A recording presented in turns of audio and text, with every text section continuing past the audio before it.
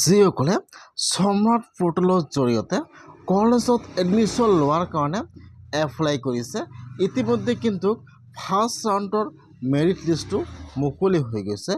কেনেকুৱাকৈ আপোনালোকে মেৰিট লিষ্টটো চেক কৰিব যে আপোনালোকৰ লিষ্টত নামটো আহিছে নে অহা নাই, আৰু যদি আপোনালোকৰ নামটো লিষ্টত আহিছে তেনেহ'লে কেনেকুৱাকৈ আপোনালোকে এডমিশ্যন লোৱাৰ কাৰণে অফাৰটো একচেপ্ট কৰিব। মই আজি এইটো ভিডিঅ'ত আপোনালোকক সম্পূৰ্ণ প্ৰচেছ ষ্টেপ বাই ষ্টেপ দেখুৱাই দি আছোঁ। আপোনালোকে জানিবলৈ হ'লে ভিডিঅ'টো সম্পূৰ্ণকৈ চাই ল'ব স্কিপ নকৰাকৈ। আৰু যদি আপোনালোকে মোৰ চেনেলত নিউ হয় মোৰ চেনেলটো ছাবস্ক্ৰাইব কৰি ৰাখি দিব নতুন নতুন ভিডিঅ' পাবলৈ হ'লে। এতিয়া কিন্তু আপোনালোকে মেৰিট লিষ্টটো চেক কৰিবলৈ হ'লে এতিয়া আপোনালোকে ফাৰ্ষ্ট এইটো অপশ্যনত আহিব লাগিব। এতিয়া আপোনালোকে সম্ৰাট পোৰ্টেল লিখি চাৰ্চ কৰি দিব। এতিয়া কিন্তু আপোনালোকৰ ওচৰত অফিচিয়েল ৱেবছাইটটো অপেন হৈ যাব এনেকুৱাকৈ।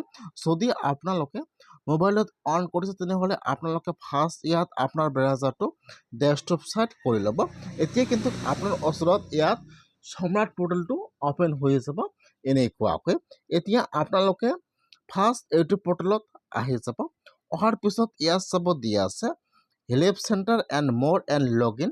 এতিয়া কিন্তু আপোনালোকে মেৰিট লিষ্টটো চেক কৰিবলৈ হ'লে এতিয়া আপোনালোকে ইয়াত যিটো মোৰ অপশ্যন দিয়া আছে এতিয়া আপোনালোকে ফাৰ্ষ্ট সেইটো অপশ্যনৰ ওপৰত ক্লিক কৰিব।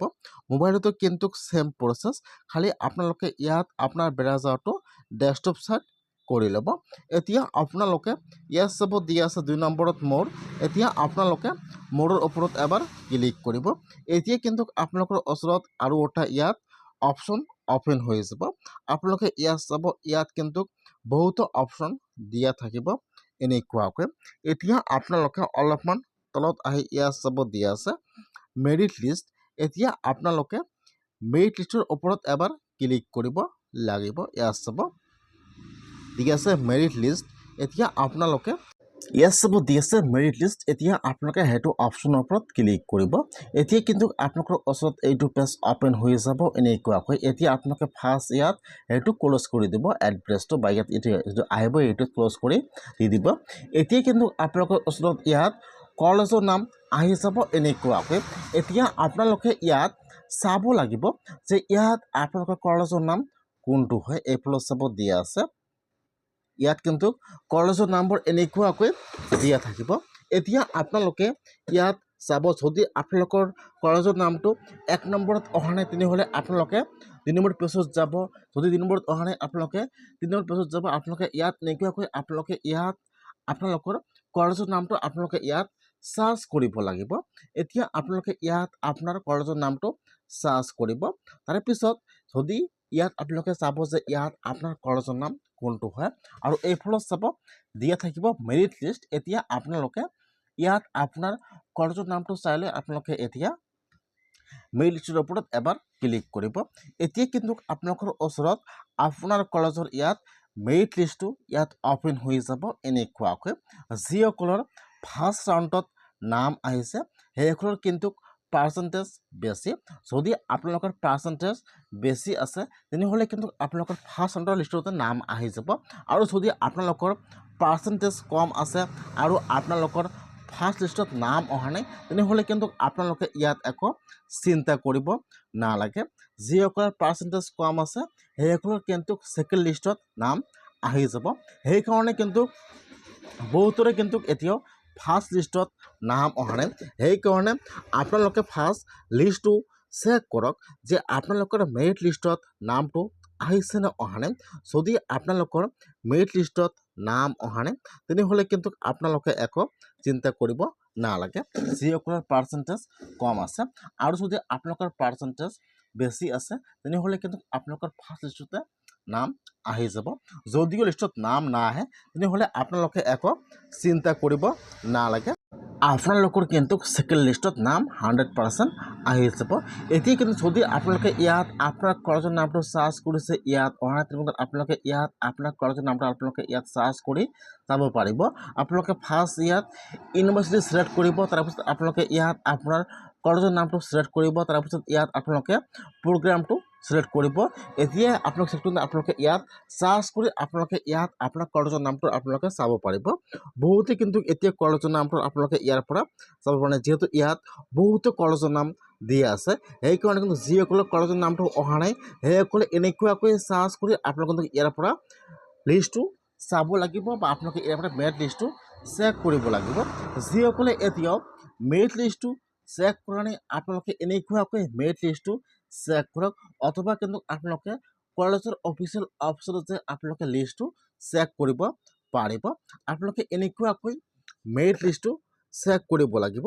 ইয়াত যিহেতু বহুতো কলেজৰ নাম দি আছে, আপোনালোকে ইয়াত চাৰ্চ কৰক আৰু ইয়াত লিষ্টটো চেক কৰক যে আপোনালোকৰ ফাৰ্ষ্ট লিষ্টত নামটো আহিছে নে অহা নাই। যিসকলৰ পাৰ্চেণ্টেজ কম আছে সেইসকলৰ কিন্তু ছেকেণ্ড লিষ্টত নাম আহি যাব। এতিয়া যদি আপোনালোকে মেৰিট লিষ্টটো চেক কৰিছে আৰু আপোনালোকৰ লিষ্টত নাম আহিছে আৰু আপোনালোকে সেইটো কলেজত এডমিশ্যন ল'ব বিচাৰে, তেনেহ'লে কিন্তু এতিয়া আপোনালোকে ইয়াত প্ৰগ্ৰাম অফাৰটো একচেপ্ট কৰিব লাগিব। এতিয়া কেনেকুৱাকৈ আপোনালোকে কলেজ প্ৰগ্ৰাম অফাৰটো একচেপ্ট কৰিব সম্পূৰ্ণ প্ৰচেছ দেখুৱাই দি আছোঁ, চাই লওক। এতিয়া আপোনালোকে কিন্তু ইয়াত প্ৰগ্ৰামটো একচেপ্ট কৰিবলৈ হ'লে এতিয়া আপোনালোকে এইটো অফিচিয়েল ৱেবছাইটত আহি যাব। অহাৰ পিছত ইয়াত চাব দিয়া থাকিব লগ ইন। এতিয়া কিন্তু আপোনালোকে লগ ইনত ক্লিক কৰিব, ইয়াত চাব দিয়া আছে। এতিয়া আপোনালোকে লগ ইনত ক্লিক কৰিব। এতিয়া আপোনালোকে যিটো ইউজাৰ আই ডি আৰু পাছৱাৰ্ডটো বনাইছিল, এতিয়া আপোনালোকে ইয়াত ফাৰ্ষ্ট ইউজাৰ আই ডি আৰু পাছৱাৰ্ডটো বহাই দিব। যদি আপোনালোকে মোবাইলত কৰি আছে, মোবাইলতে কিন্তু ছেম প্ৰচেছ হয়, খালি আপোনালোকে ইয়াত আপোনাৰ ব্ৰাউজাৰটো ডেস্কটপ ছাইড কৰি ল'ব। আপোনালোকে ইয়াত ইউজাৰ আই ডি আৰু পাছৱাৰ্ডটো বহাই দিব আৰু তলত যিটো কেপচা আহিছে এতিয়া আপোনালোকে ইয়াত কেপচাটো বহাই দিব। যি কেপচা আহিছে আপোনালোকে এতিয়া ইয়াত কেপচাটো বহাই দিব। কেপচাটো বহাই দি আপোনালোকে এতিয়া লগ ইনৰ ওপৰত ক্লিক কৰিব। এতিয়া কিন্তু আপোনালোকৰ ওচৰত এতিয়া হোম পেজটো ইয়াত অপেন হৈ যাব এনেকুৱাকৈ। এতিয়া আপোনালোকে অলপমান তলত আহি ইয়াত চাব দিয়া আছে মাই এপ্লিকেশ্যন অফাৰ বা মাই এডমিশ্যন অফাৰ। এতিয়া আপোনালোকে মাই এডমিশ্যন অফাৰত ক্লিক কৰিব। যিসকলৰ মেৰিট লিষ্টত নাম আহিছে বা যিসকলে কলেজত এডমিশ্যন লোৱাৰ কাৰণে ৰেডি হৈ আছে সেইসকলে মাই এডমিশ্যন অফাৰত ক্লিক কৰিব। যদি আপোনালোকৰ মেৰিট লিষ্টত নাম আহিছে নহ'লে আপোনালোকে ইয়াৰ পৰা লিষ্টটো চেক কৰিব লাগিব যে আপোনালোকে ইয়াৰ পৰা কিন্তু একচেপ্ট কৰিব লাগিব। সেইকাৰণে আপোনালোকে ফাৰ্ষ্ট মেৰিট লিষ্টটো চেক কৰক। যিসকলৰ মেৰিট লিষ্টত নাম আহিছে আপোনালোকে এনেকুৱাকৈ অফাৰ একচেপ্ট কৰিব লাগিব। এতিয়া কিন্তু বহুতে অফাৰ একচেপ্ট কৰিব নাজানে, সেইকাৰণে আপোনালোকে ইয়াৰ পৰা কিন্তু অফাৰটো একচেপ্ট কৰিব। তাৰপিছত কিন্তু আপোনালোকে যিটো কলেজত অফাৰটো একচেপ্ট কৰিলে আপোনালোকে সেইটো কলেজত যাই এডমিশ্যন কৰিব লাগিব। সেইকাৰণে যিহেতু মেৰিট লিষ্টটো মুকলি হৈ গৈছে, সেইকাৰণে যিসকলে কলেজত এডমিশ্যন লোৱাৰ কাৰণে স্মাৰ্ট পৰ্টেলৰ জৰিয়তে এপ্লাই কৰিছে সেইসকলে আজিয়ে মেৰিট লিষ্টটো চেক কৰক আৰু আপোনালোকৰ লিষ্টত নামটো আহিছে নে অহা নাই চেক কৰক। আৰু আপোনালোকৰ যদি লিষ্টত নাম আহিছে আপোনালোকে অতি সোনকালে অফাৰটো ইয়াৰ পৰা একচেপ্ট কৰক আৰু আপোনালোকে কলেজত যাই এডমিশ্যন কৰক। মেৰিট লিষ্টটো কিন্তু মুকলি হৈ গৈছে, সেইকাৰণে যিসকলে এতিয়াও নাজানে আপোনালোকে সকলোকে ভিডিঅ'টো শ্বেয়াৰ কৰি দিয়ক। সেইসকলে আজিয়ে মেৰিট লিষ্টটো চেক কৰক। ইতিমধ্যে কিন্তু কলেজত এডমিশ্যন আৰম্ভ হৈ গৈছে BA ফাৰ্ষ্ট ছেমৰ, সেইকাৰণে আপোনালোকে অতি সোনকালে মেৰিট লিষ্ট চেক কৰক আৰু এডমিশ্যন কৰি লৈ ল'ব।